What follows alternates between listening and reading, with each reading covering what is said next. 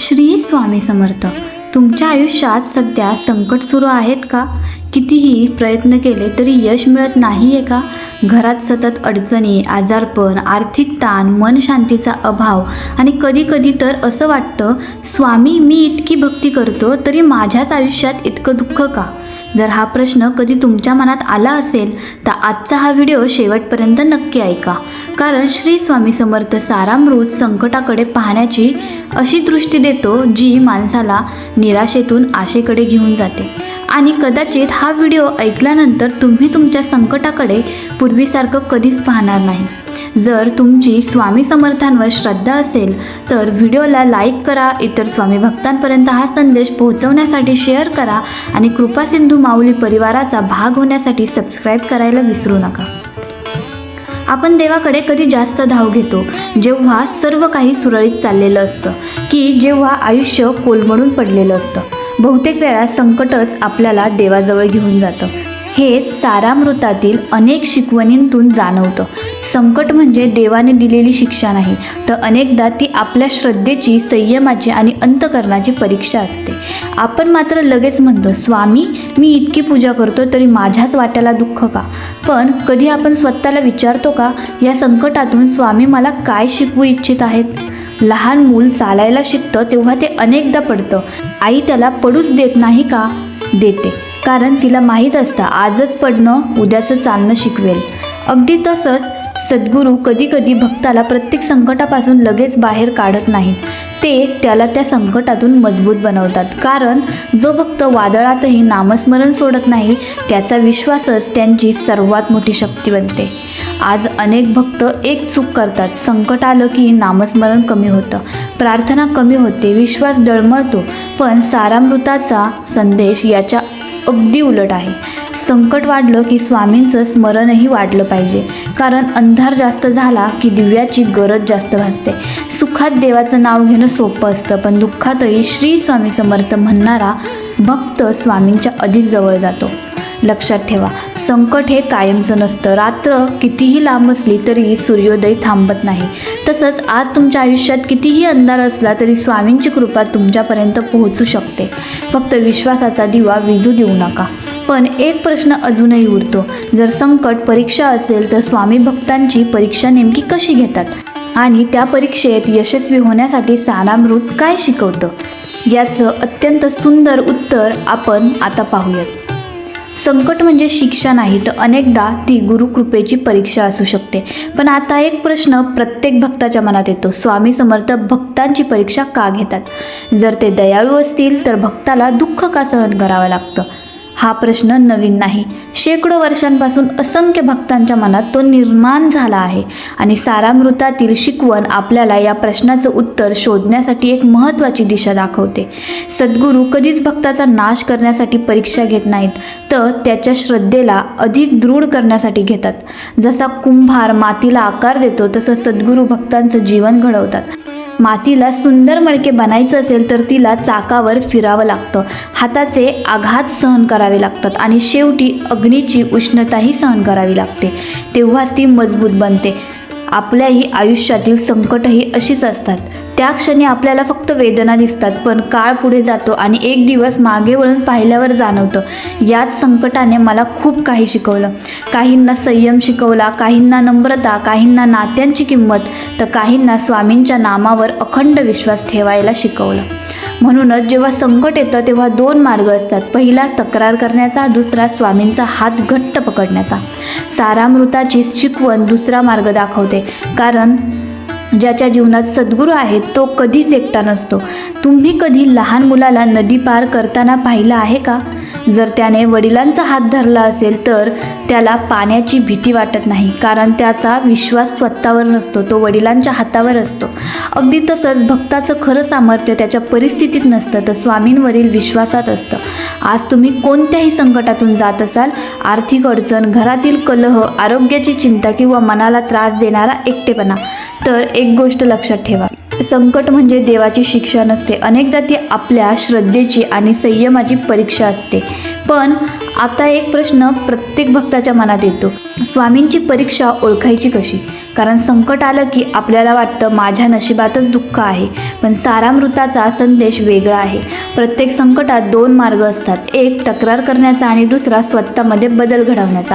स्वामी समर्थ नेहमी भक्ताला बाहेरचं जग बदलायला सांगत नाही, ते आधी त्याचं मन बदलायला शिकवतात. कारण मन बदललं की संकटाकडे पाहण्याची दृष्टी बदलते आणि दृष्टी बदलली की आयुष्य बदलायला सुरुवात होते. एक छोटा विचार करा.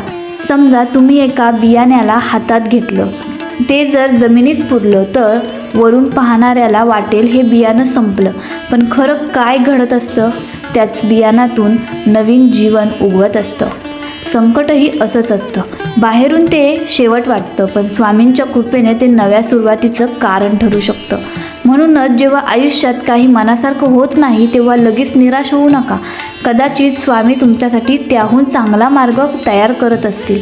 सारामृत आपल्याला शिकवतं, श्रद्धा म्हणजे सर्व प्रश्नांची उत्तरं मिळणं नाही, श्रद्धा म्हणजे उत्तर मिळेपर्यंत गुरुवर विश्वास ठेवणं. आजच्या काळात आपल्याला प्रत्येक गोष्ट लगेच हवी असते, लगेच यश, लगेच पैसा, लगेच आनंद. पण निसर्गाकडे पहा. फळ येण्यापूर्वी झाडाला ऋतू बदलताना सहन करावे लागतात. नदीला समुद्र गाठण्यासाठी दगडांमधून मार्ग काढावा लागतो आणि सोन्याला दागिना बनण्यासाठी अग्नीची परीक्षा द्यावी लागते. मग माणसाला परीक्षा न देता जीवनाचं खरं सौंदर्य कसं समजेल? म्हणून संकट आलं की एकच प्रार्थना करा, स्वामी संकट दूर करा. एवढंच नाही तर हे संकट पेलण्याची शक्तीही द्या. कारण ज्याला संकट पेलण्याची ताकद मिळाली त्याला जगातली कोणतीही अडचण हरवू शकत नाही. लक्षात ठेवा, सारामृत आपल्याला भीती शिकवत नाही, ते धैर्य शिकवतं, नैराश्य शिकवत नाही, ते आशा शिकवतं आणि सर्वात महत्त्वाचं ते सांगतं, संकट कितीही मोठं असलं स्वामींची कृपा त्याहून मोठी असते. पण संकटाच्या काळात अशी कोणती एक गोष्ट आहे जी प्रत्येक स्वामी भक्ताने रोज करायलाच हवी आणि जी मनाला आतून खंबीर बनवते? संकट कितीही मोठं असलं तरी स्वामींची कृपा त्याहून मोठी असते. पण आता सर्वात महत्त्वाचा प्रश्न, संकटाच्या काळात प्रत्येक स्वामी भक्ताने रोज काय करावं? अनेक जण विचारतात, महाराज माझं मन खूप अस्वस्थ आहे, पूजा करतो, आरती करतो, तरी मनाला शांतता मिळत नाही. याचं उत्तर सारामृताच्या शिकवणीत अतिशय सुंदरपणे दडलं आहे. संकटाच्या काळात सर्वात मोठं साधन म्हणजे अखंड नामस्मरण. जेव्हा मन घाबरतं तेव्हा विचारांचा गोंधळ वाढतो. एक नकारात्मक विचार, दुसरा, तिसरा आणि पाहता पाहता मन पूर्णपणे भीतीने व्यापलं जातं. अशा वेळी स्वामींचं नाम म्हणजे मनासाठी एक आधार बनतं. श्री स्वामी समर्थ हा मंत्र फक्त शब्द नाही, तो आपल्या मनाला पुन्हा पुन्हा स्वामींच्या चरणाशी जोडण्याचा एक मार्ग आहे. जेव्हा आपण नाम घेतो तेव्हा कदाचित परिस्थिती लगेच बदलत नाही, पण आपण ती परिस्थिती पेलण्याइतके मजबूत होऊ लागतो. आणि हेच खरं गुरुकृपेचं सामर्थ्य आहे. विचार करा, समुद्रात वादळ आलं की जहाजाला वादळ थांबवता येत नाही, पण एक मजबूत नांगर त्याला भरकटू देत नाही. तसंच जीवनात संकट आलं की नामस्मरण हा आपल्या मनाचा नांगर बनतो. आज अनेक भक्त एक चूक करतात, संकट आलं की देवाकडे फक्त मागणं सुरू करतात, हे द्या, ते करा, माझं संकट दूर करा. पण कधी कधी शांत बसून फक्त एवढंच म्हणा, स्वामी मला तुमच्या इच्छेवर विश्वास ठेवायला शिकवा. ही प्रार्थना मनाला आतून बदलायला सुरुवात करते. सारामृताची शिकवण आपल्याला हेच सांगते, सद्गुरूंवर विश्वास ठेवणारा भक्त कधीच निराधार राहत नाही. कधी उत्तर लगेच मिळतं, कधी उशिरा मिळतं, पण गुरुकृपा योग्य वेळीच प्रकट होते. म्हणून जर आज तुमच्या आयुष्यात अंधार असेल तर अंधाराला दोष देण्यात वेळ घालवू नका. एक छोटासा दिवा लावा आणि तो दिवा म्हणजे स्वामींचं नाम. रोज काही मिनिटं शांतपणे बसा, मोबाईल बाजूला ठेवा, डोळे मिटा आणि फक्त मनापासून म्हणा, श्री स्वामी समर्थ, श्री स्वामी समर्थ. विश्वास ठेवा, या काही मिनिटांत मिळणारी मनशांती कदाचित तुम्हाला संपूर्ण दिवस खंबीर राहण्याची शक्ती देईल. पण सारामृत फक्त नामस्मरणच शिकवत नाही, ते संकटातून बाहेर पडण्यासाठी आणखी एक अत्यंत महत्त्वाचा गुण शिकवतं.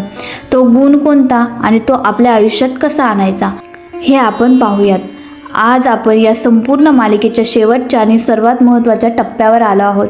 या मालिकेत आपण जाणून घेतलं, संकट म्हणजे शिक्षा नाही, संकट म्हणजे श्रद्धेची परीक्षा, नामस्मरणाची शक्ती आणि गुरुवरील विश्वासाचं महत्त्व. पण या सगळ्याचा सार एका प्रश्नात दडलाय, सारामृत आपल्याला संकटात असताना नेमकं काय शिकवतं? उत्तर फक्त एका शब्दात आहे, समर्पण.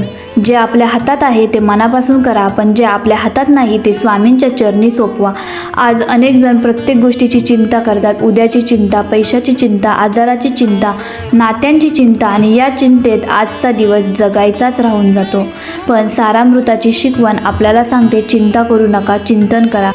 चिंता माणसाला आतून कमकुवत करते, पण स्वामींचं चिंतन माणसाला आतून अढळ बनवतं. लक्षात ठेवा, संकट हे कायमचं नसतं. इतिहासात असा एकही अंधार नाही ज्याच्या मागे पहाट आली नाही.